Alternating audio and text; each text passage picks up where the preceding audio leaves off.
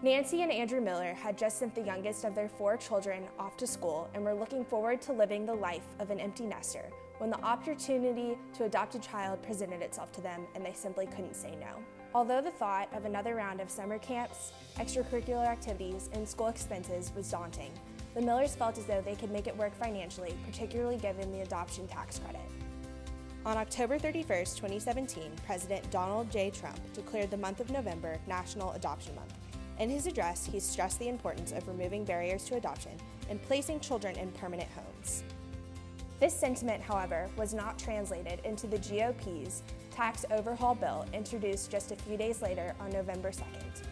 The Tax Cuts and Jobs Act bill proposes to eliminate the adoption tax credit completely. This tax credit helps to remove barriers to adoption, and if it is eliminated, it is sure to be much more difficult for lower and middle income families to even consider adoption. A staggering 87% of families who considered adoption didn't go through with it because it cost too much money. With the elimination of the adoption tax credit, this statistic is likely to rise. For families like the Millers, the adoption tax credit is what made adoption financially feasible. The adoption tax credit has had long-standing support from both Republicans and Democrats. It was signed into law in 1996 by President Bill Clinton, but the original idea for the tax credit emerged from Republican Newt Gingrich's 1994 contract with America. The adoption tax credit, as it currently stands, covers a large portion of the upfront costs of adoption and costs taxpayers very little.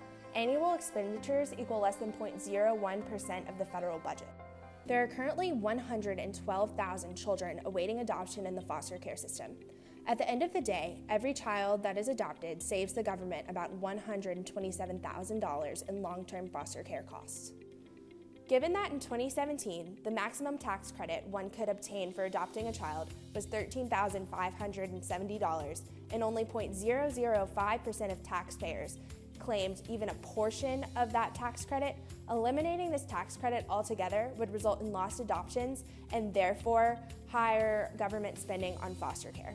Over half the families that adopt from the foster care system are low income. With the current tax program, families that don't earn enough money to pay federal taxes are ineligible for this tax credit. If the government saves money from adoption, shouldn't everyone be eligible for this tax credit?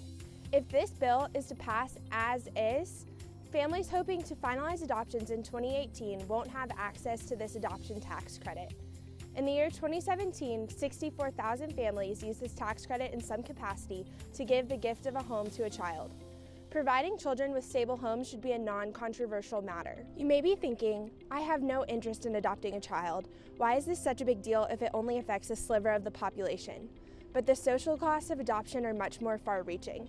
Lost adoptions are associated with broader social ramifications. According to the National Council for Adoption, of children in the foster care system who age out of the system at age 18, only 48% are employed, 50% have substance abuse problems, and 60% have been convicted of a crime, just to name a few statistics.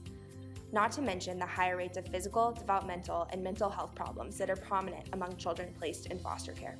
At the end of the day, this issue is bigger than politics. Lost adoptions hurt more than just the children and the families who want to adopt them. Society as a whole pays a price. It's up to us to save the adoption tax credit. Reach out to your representatives and senators. Schedule meetings, write emails, and send letters. Let them know your concerns. You may not think that you are making a difference, but these actions matter. In your letter, outline who you are and let them know that you are a member of the community that they represent.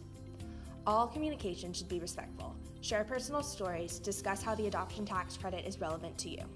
For more information and sample letters to your senator, please visit savetheadoptiontaxcredit.org. An adoption tax credit available to everyone would increase rates of adoption and therefore decrease government spending on the foster care system. Plus, everyone would reap the social benefits. What could be better than that? Thank you.